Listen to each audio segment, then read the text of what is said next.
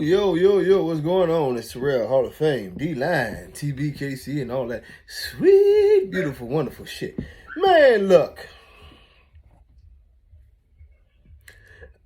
Excuse me, I'm sorry.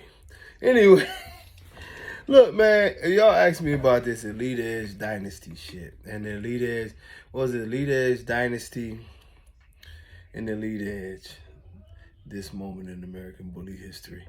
This was like sort of the funniest shit I've ever seen in my life. I guess what happened, let's take it back. It's like 2013, right? And it was a show. And it was a show out in Cali. Cruz from Bow Wow fame and Dave from Razor's Edge fame. Memo Loc from Double S IBKC fame. Double S Squad.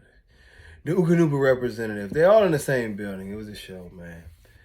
And, real talk, I don't know exactly what went on, so I won't speak on that. I do know that it ended up in a physical altercation. And I do know that things got out of hand. I'm not going to touch that. Just put it this way. It didn't end well for a couple people. Well, when Dave didn't see it wasn't going well for some of his friends, you know what I mean, and that the Double S Squad was sort of putting it on their asses, he was chilling in the booth with the Ooka people. You know what I'm saying? These are the same Ooka people that had, and I won't discuss people's personal shit, but they was a very good sponsor to the ABKC at the time. Now they there with, like I say, the two owners of the ABKC, and the shit breaks out.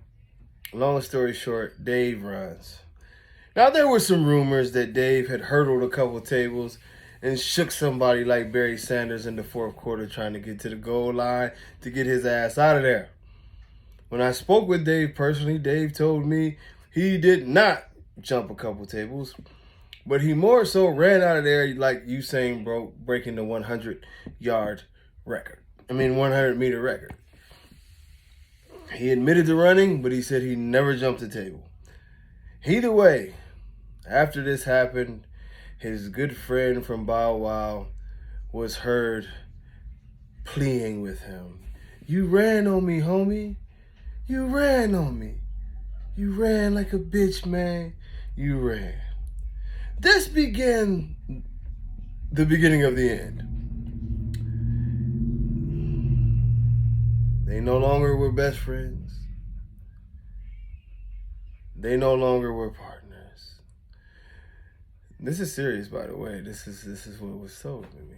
Anyway, and Dave's the one that told me he ran, but he didn't hop tables. So I can say that freely. He wanted that on the record. He never hopped the table. But he did leave the Ooka people there while everything was going on. In his words, it was like two big Mexican gangs fighting. What was his little white ass gonna do? He took off and ran. Anyway, that was really his words, by the way.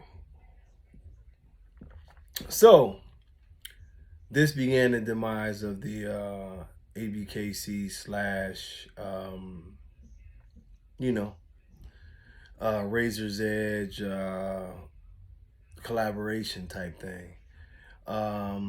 Cruz went his own way. Dave went his own way. Later on, as I told y'all, which became public knowledge, that's why I'll speak on it, is that it was, said that, well, Dave told me shit. I ain't gonna say Dave. And he told other people that Cruz had got him on other deals, so he basically got Cruz on the ABKC deal. At this point in time, Cruz is ready to do things to Dave, and he couldn't get over the fact that his homie had ran on him on top of these other things, so it was very, very tumultuous. Cruz no longer wanted to be a part of the Elite Edge. He was through with you, homie. So he started the Elite Edge Dynasty.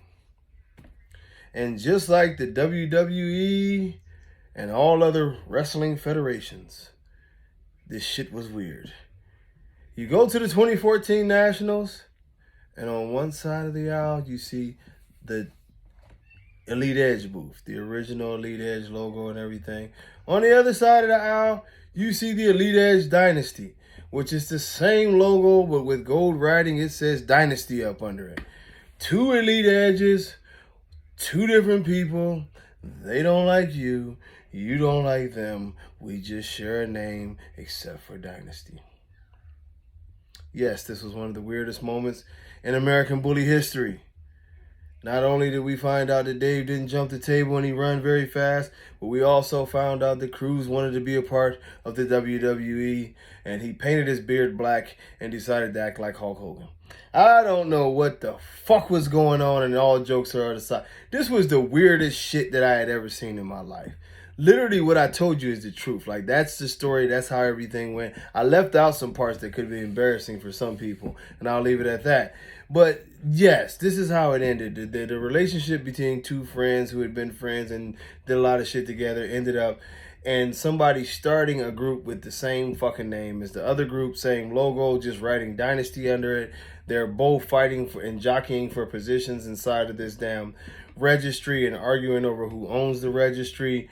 You know, we've got these dogs that are Dynasty dogs. We got these dogs that are Elite Edge dogs. We've got this animosity. There's threats. There's possible fights. There's all of this dumb shit. This was one of the weirdest moments in the whole entire ABKC history.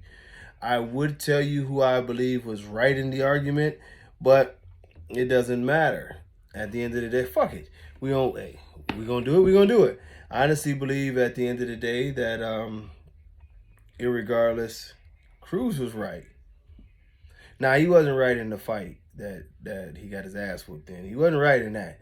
But he was right in the fact of that, you know, a deal is a deal, and Dave shouldn't have did what he did, and later Dave admitted that, and he admitted that to me. But Dave did that saying he was saving his ass because he was about to lose everything. And, you know, however that goes, it is what it is. But when Dave admits to me that he but actually probably robbed Cruz, Cruz is right to be pissed off. And I don't know about the whole Elite Edge, paint your beard black. Nah, he ain't painted his beard black. He don't even got a beard. I don't think. Who knows? Nigga might have grew a beard. But anyway, you know, that was like, when people tell y'all about that, that was really a real thing. That you had the two, like, well, let's say the biggest group in the bully world. Only thing that rivaled that was Gotti. And literally, it split into two groups, and they were rivaling each other. This is the only other place I've ever seen this realistically is in wrestling. You know, it was like the weirdest shit ever. Their shirts looked just alike. Their banners looked just alike. You just had to look to see if it said Dynasty up under there. And not only did it, like, the weirdest part is that they didn't like each other. Like, it was weird as fuck. Like, we wear the same clothes and we got the same name, but we don't like each other. It was one of the weirdest situations I've ever seen. And yes, it happened. So all of you newer people to this, when you hear that stupid ass story about the founders of the breed literally splitting up and acting like some fucking WWE wrestlers, or what was it, WWA or whatever the damn other wrestling was. Yes, they really acted and behaved like that. Yes, Dave Wilson really had a bodyguard that looked like Billy Blanks to protect him.